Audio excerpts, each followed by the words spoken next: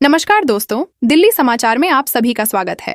आइए हर रोज की तरह आज भी दिल्ली की बड़ी ताज़ा खबरें जान लेते हैं, लेकिन उससे पहले वीडियो को लाइक और चैनल को सब्सक्राइब जरूर करें। इस बार यमुना से दिल्ली में नहीं आएगी बाढ़, सीएम रेखा गुप्ता का दावा। दिल्ली में यमुना नदी का जलस्तर खतरे के निशान के ऊपर जाने के बाद सरकार सतर्क हो गई है। मुख्यमंत्री रेखा गुप्ता ने मंत्री प्रवेश वर्मा के साथ यमुना किनारे पहुंचकर हालात का जायजा लिया और अधिकारियों संग तैयारियों की समीक्षा की। सीएम ने दावा किया कि इस बार दिल्ली में बाढ़ की स्थिति नहीं बनेगी, क्योंकि सभी जरूरी कदम पहले ही उठा लिए गए हैं। उन्होंने कहा कि जलस्तर पर 24 घंटे निगरानी रखी जा रही है और राहत दल हर समय अलर्ट पर हैं। सरकार का कहना है कि इस बार किसी भी स्थिति में राजधानी को बड़े संकट का सामना नहीं करना पड़ेगा।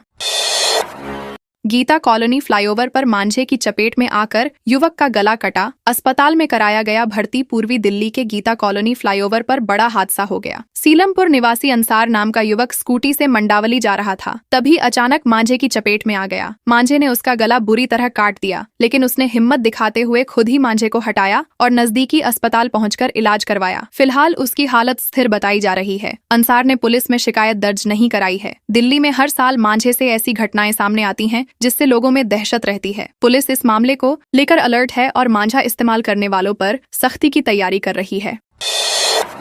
आम आदमी पार्टी ने वोटिंग में गड़बड़ी की जांच की मांग की। दिल्ली में जलभराव पर बीजेपी पर हमला। दिल्ली में आम आदमी पार्टी ने चुनाव आयोग से वोटिंग में हुई कथित गड़बड़ियों की जांच की मांग उठाई है। आप नेताओं का कहना है कि मतदाताओं को सही तरीके से मतदान का अवसर नहीं मिला और धांधली की शिकायतें सामने आईं। इसके साथ ही आपने राजधानी में जलभराव को लेकर भाजपा सरकार पर निशाना साधा। उन्होंने सुप्रीम कोर्ट की उस टिप्पणी को भी गंभीरता से लेने की मांग की, जिसमें प्रशासन की लापरवाही पर सवाल उठाए गए थे। आपने प्रधानमंत्री की रैली में सरकारी कर्मचारियों की जबरन मौजूदगी का विरोध करते हुए इसकी जांच की मांग की है। पार्टी ने कहा कि लोकतंत्र की रक्षा के लिए पारदर्शिता जरूरी है।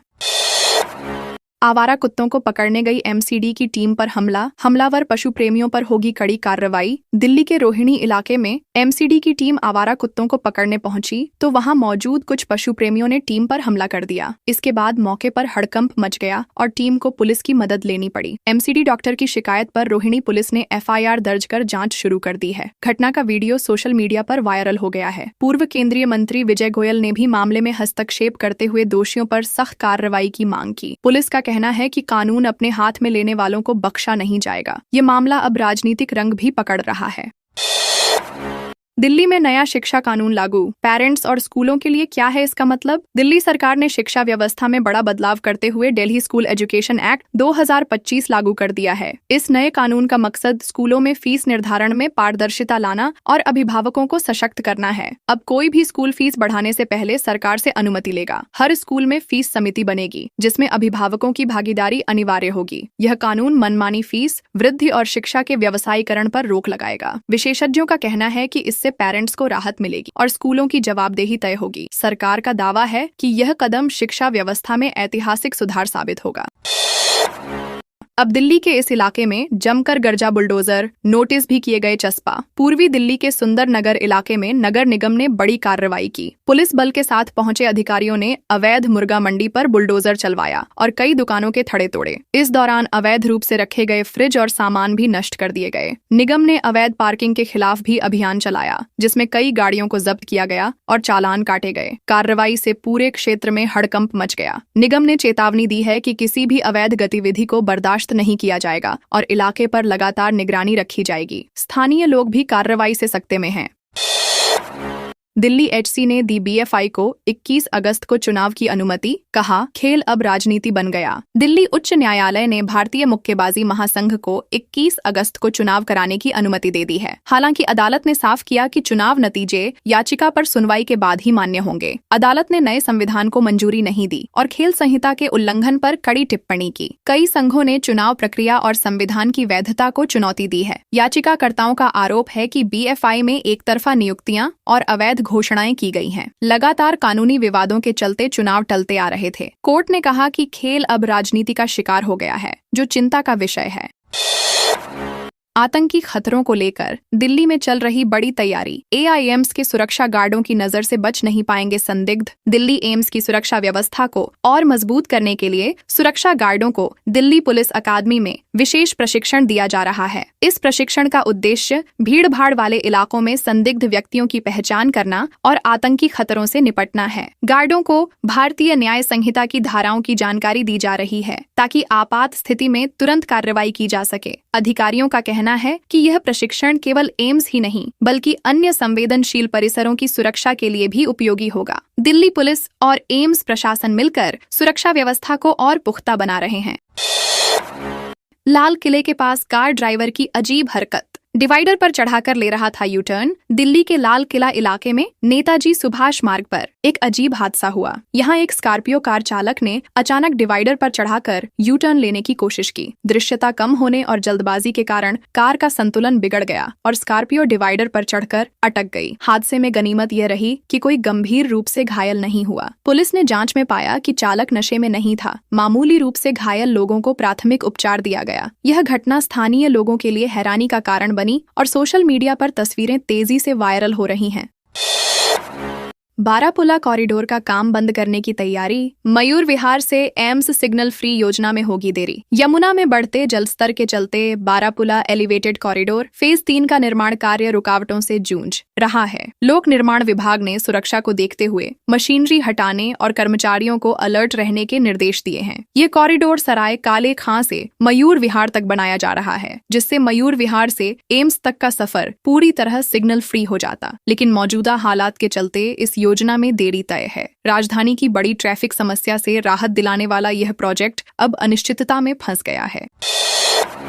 तेजी से पिघलते ग्लेशियरों ने बढ़ाई चिंता। हिमालय पारिस्थितिकी तंत्र के लिए भी बढ़ सकता है खतरा। जलवायु परिवर्तन की मार झेल रहे हिमालयी ग्लेशियर तेजी से पिघल रहे हैं। एनसीपीओआर की रिपोर्ट के अनुसार पश्चिमी हिमालय के सुथरी ढाका ग्लेशियर की बर्फ जून 2024 में 50% घट गई। वहीं माउंट एवरेस्ट का हिम आवरण 150 मीटर सिकुड़ गया। वैज्ञानिकों का कहना है कि बढ़ती गर्मी, ब्लैक कार्बन और असामान्य बारिश इस प्रक्रिया को और तेज कर सकती है। इससे न केवल विनाशकारी बाढ़ और जल स्रोतों की कमी होगी बल्कि पूरा हिमालयी पारिस्थितिकी तंत्र खतरे में पड़ सकता है। यह बदलाव मानव जीवन और पर्यावरण के लिए बड़ी चेतावनी है।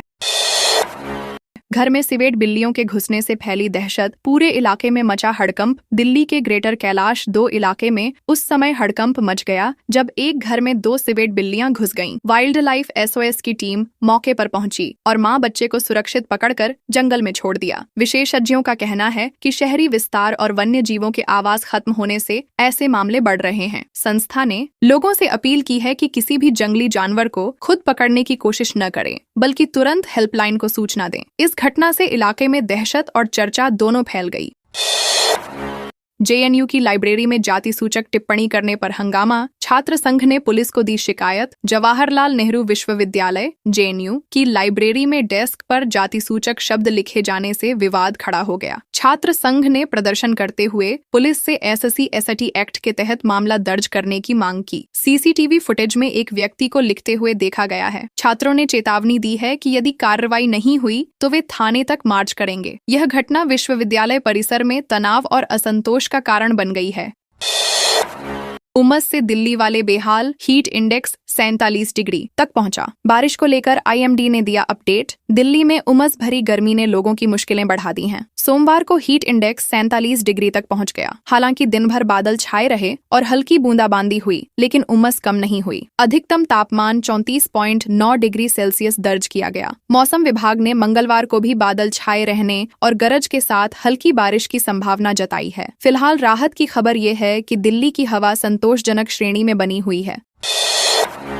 बीते 3 साल में बॉलीवुड की पहली पसंद बनी दिल्ली। 95% फिल्मों की शूटिंग सिर्फ इन 2 जगहों पर। दिल्ली अब फिल्म निर्माताओं की पहली पसंद बनती जा रही है। पिछले 3 सालों में लगभग 95% फिल्मों की शूटिंग सिर्फ चांदनी चौक और कनॉट प्लेस में हुई। दिल्ली फिल्म नीति 2022 ने शूटिंग परमिट और वित्तीय सहायता आसान बनाकर इंडस्ट्री को आकर्षित किया है। सरकार का उद्देश्य दिल्ली को फिल्म पर्यटन हब के रूप में स्थापित करना है। इससे न केवल फिल्म उद्योग को बढ़ावा मिलेगा बल्कि रोजगार और पर्यटन को भी नई उड़ान मिलेगी।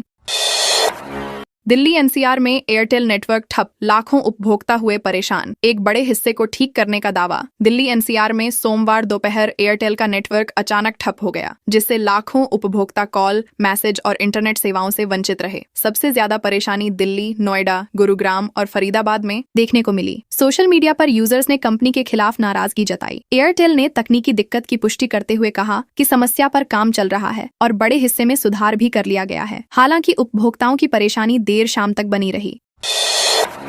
दिल्ली में एनिमल लवर्स का हंगामा, नगर निगम की गाड़ी तोड़ी, कर्मचारियों से की बदसलूकी। दिल्ली के रोहिणी इलाके में एक स्कूल में आवारा कुत्ते के बच्चों पर हमले के बाद विवाद गहरा गया। नगर निगम की टीम जब कुत्ते को पकड़ने पहुंची तो एनिमल लवर्स ने जमकर हंगामा किया और कुत्ते को छुड़ा लिया। इस दौरान उन्होंने गाड़ी पर हमला कर दिया और कर्मचारियों से बदसलूकी भी की। मामले की शिकायत पुलिस में दर्ज करा दी गई है। घटना ने राजधानी में आवारा कुत्तों और सुरक्षा को लेकर फिर बहस छेड़ दी है। क्या है दिल्ली सरकार की आइलैंडिंग योजना, जिसमें डीएमआरसी ने की शामिल होने की मांग। दिल्ली मेट्रो रेल कारपोरेशन ने डीटीएल की आइलैंडिंग योजना में शामिल होने की मांग की है, ताकि बिजली ग्रिड फेल होने की स्थिति में मेट्रो सेवाएं प्रभावित न हों। फिलहाल 2023 की संशोधित योजना में डीएमआरसी को शामिल नहीं किया गया है। एसएलडीसी का कहना है कि मेट्रो का ट्रैक्शन लॉर्ड परिवर्तनशील है, जिससे योजना की स्थिरता प्रभावित हो सकती है। यह मुद्दा सीधे तौर पर 5 लाख से ज्यादा यात्रियों से जुड़ा है, जो रोजाना मेट्रो पर निर्भर रहते हैं।